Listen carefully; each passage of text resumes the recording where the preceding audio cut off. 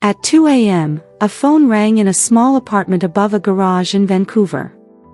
Jack Mitchell, a single dad running on exhaustion, picked it up, only to hear a woman's trembling voice whisper, "James, please, don't let me die alone." He didn't know her. She didn't know him. But something in her fear, that raw, human plea, made him grab his coat and step into the freezing night. Hours later, he stood in a hospital room facing a stranger who looked at him like she'd been waiting her whole life for someone to show up. What started as a wrong number would pull two broken lives into a story no one could have scripted, one that would test love, loyalty, and what it truly means to belong. Because sometimes, the wrong call changes everything. Red Heart subscribe to Canada's Heartfelt Tales, where every story reminds us that one simple choice can rewrite a lifetime. The hallway of Memorial Hospital hummed with fluorescent light. Machines beeped softly in the distance, and the scent of antiseptic hung thick in the air.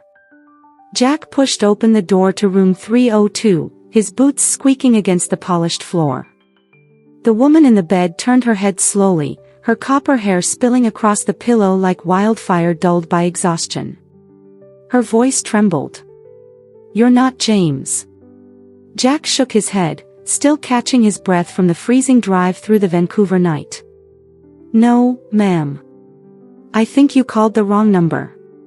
But you sounded scared, so I came." For a heartbeat, she only stared, startled, fragile, and disbelieving. Then a small, broken laugh escaped her. "I must look pathetic. Crying into the phone for a man who left me months ago." "You look human," Jack said quietly. "We all break sometimes." That night stretched into hours. The snow outside thickened against the windows as they talked. She told him her name, Eleanor Prescott, heir to Prescott Media, daughter of a man who'd built half of Western Canada's news networks. Her empire, it turned out, couldn't buy her peace. The doctors had told her the truth earlier that day: advanced cancer, uncertain prognosis. And when she tried calling her ex-boyfriend James, the man who had once promised forever, he hadn't answered. Her trembling fingers had misdialed one number, and reached Jack instead. He should have left after making sure she was safe. Instead, he stayed, through the 4 drips, through the nurse's quiet footsteps, through the whispered confessions of a woman too strong to admit she was afraid. When dawn broke and sunlight slid through the blinds, she looked at him and whispered, "Thank you for showing up." Jack smiled faintly. Guess the universe needed a mechanic on call tonight. Days passed. Life returned to its usual rhythm, grease under Jack's nails, the sound of Lily's laughter in their small apartment above the shop. But a sleek black sedan appeared one afternoon outside his garage. A man in a suit stepped out, holding an envelope. "Ms. Prescott requests your presence tomorrow evening. She said you'd understand." He didn't, not yet. But something deep inside told him this wasn't over. The Prescott estate was nothing like his world. Marble floors. Chilled air. Security guards who eyed him like he'd wandered in from another planet. And yet, when Eleanor entered the room, her fragile smile softened the entire space. "Jack Mitchell," she greeted, her tone equal parts gratitude and curiosity. "You came. You asked," he replied simply. She gestured for him to sit. "I need help, not charity, not pity. I need someone who won't sell me out. My board thinks I'm weak. They're already circling, waiting to strip me of everything my father built. I need to show them I'm not alone." Jack frowned. "And where do I fit into that?" "I want to hire you," she said bluntly. "To be by my side during treatments, public events, meetings. Call it a companion, an assistant, a friend if you'd allow it." "That's crazy," Jack muttered. "I fix cars. I'm not your kind of company." "That's exactly why it works," she countered. "You have nothing to gain from me, and that makes you the only person I can trust." She paused, eyes searching his.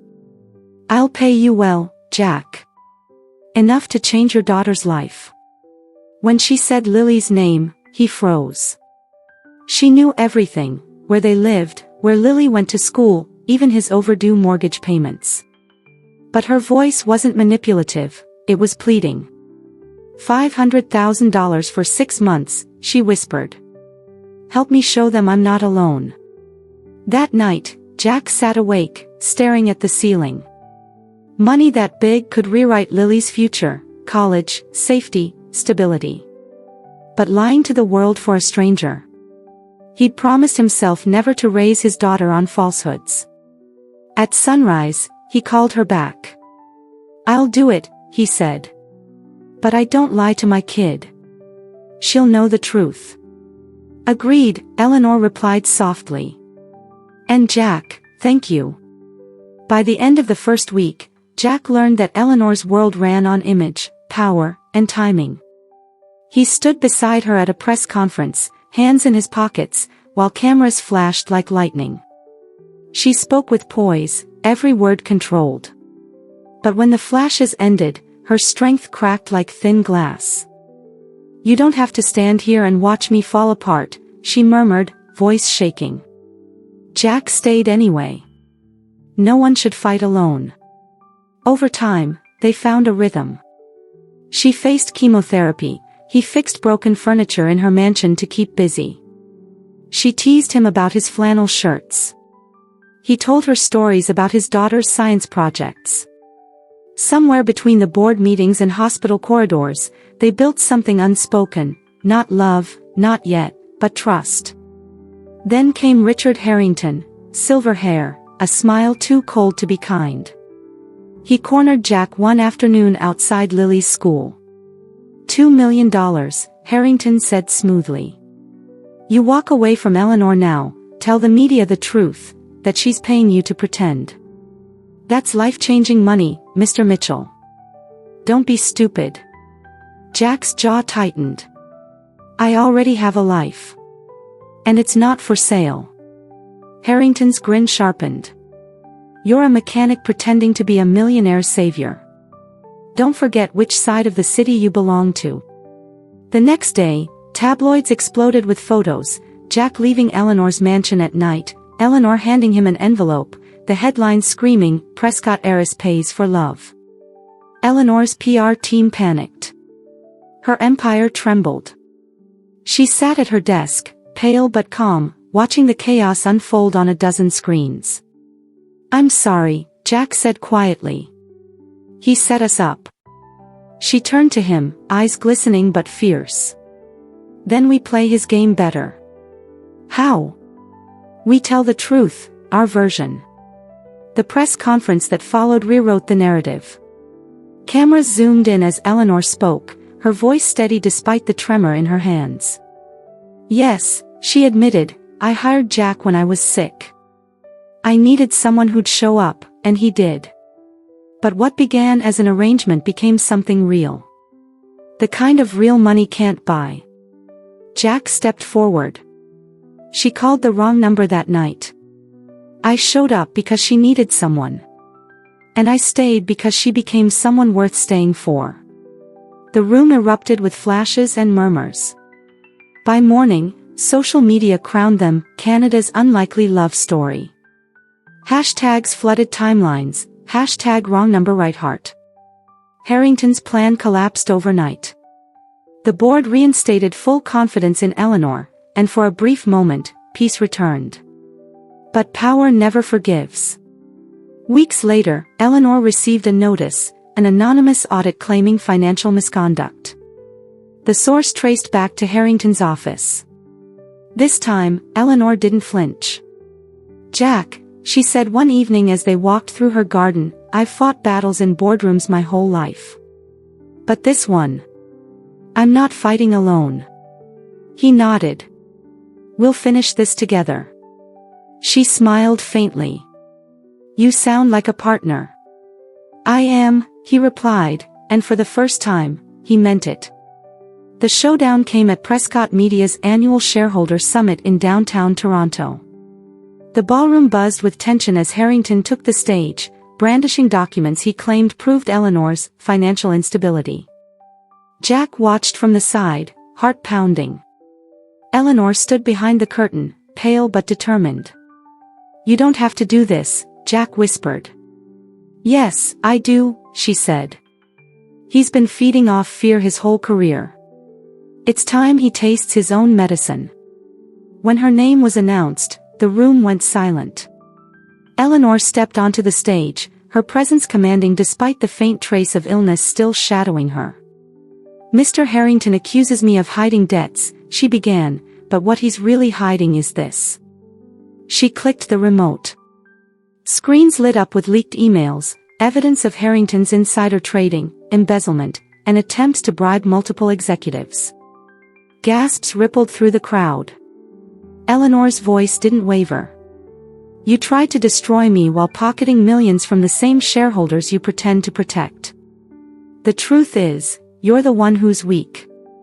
Security stepped forward as Harrington shouted protests. But the board had already made their decision. Within minutes, he was escorted out, his empire, reputation, and decades of manipulation collapsing under the weight of his own greed. Eleanor turned to the cameras. "Integrity isn't inherited. It's earned, by showing up, even when it's inconvenient." That night, back at the mansion, silence finally felt peaceful. Lily ran through the halls, her laughter echoing like a promise that life was still good. Eleanor sat by the fireplace, her copper hair gleaming in the warm light. Jack sat beside her, exhaustion in his shoulders but pride in his heart. "You know," she said softly, "when I first called you, I thought it was the worst mistake of my life. And now?" She smiled. "Now I think it saved me." Jack looked at her, really looked, the woman who turned a wrong number into a second chance at living. "You saved me too," he said quietly. Outside, snow began to fall again, blanketing the city in silence. But this time, the world felt softer, safer, as if it finally exhaled. Months later, news outlets reported that Richard Harrington had been charged with corporate fraud and barred from holding any executive position in Canada. His penthouse was seized. His name became a cautionary tale. Meanwhile, Eleanor and Jack quietly built a life together, not a fairy tale, but something sturdier. They opened a foundation for single parents battling illness, offering support to those who had no one to call at 2 a.m. On the first anniversary of that night, Eleanor surprised Jack with a small box. Inside was a key to a cabin overlooking the ocean on Vancouver Island. "What's this?" he asked, smiling. "A place that's ours," she said. "Where no board, no cameras, no ghosts from the past can follow." Jack closed his hand around the key. "You sure you want a mechanic ruining your view?" Eleanor laughed softly. "Only if he brings his daughter, and his heart." He kissed her forehead gently. "Deal." As the waves rolled against the cliffs and the northern lights shimmered faintly above, Jack realized that the greatest miracles never arrive with fanfare. They come quietly, through one late-night call, one decision to care, one act of faith when no one's watching. And somewhere, in a hospital room long empty, the phone that once rang in desperation now sat silent, its purpose fulfilled. Because sometimes, showing up for a stranger isn't an accident. It's destiny calling, from the wrong number, at exactly the right time. Spring arrived quietly that year. The snow outside Jack and Eleanor's cabin melted into streams that glimmered under the soft Vancouver sun. Inside, laughter filled the kitchen, Lily's voice blending with Eleanor's, the sound of a new kind of peace.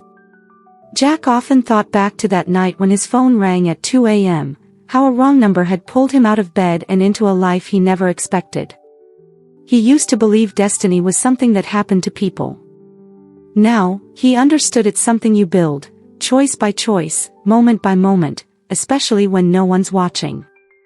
Eleanor no longer hid behind her family name. She spoke openly about illness, fear, and second chances. Her company had become more human because she had learned what it meant to be seen not as a symbol, but as a soul. And Jack, the mechanic who once doubted he belonged anywhere beyond his garage, found a purpose larger than survival, helping others believe they, too, could start again. One evening, as the sun sank behind the ocean, Eleanor placed her hand over his and whispered, "You showed up once for a stranger." That one choice changed everything. Jack smiled, the horizon glowing before them. Maybe that's all the world ever needs, one person willing to show up. The camera slowly drifts out from the cabin window, the light warm, the laughter soft, the story complete. Red Heart. If this story moved you, show your support, like, share, and subscribe to Canada's Heartfelt Tales for more true stories that remind us how showing up, even once, can change a life forever.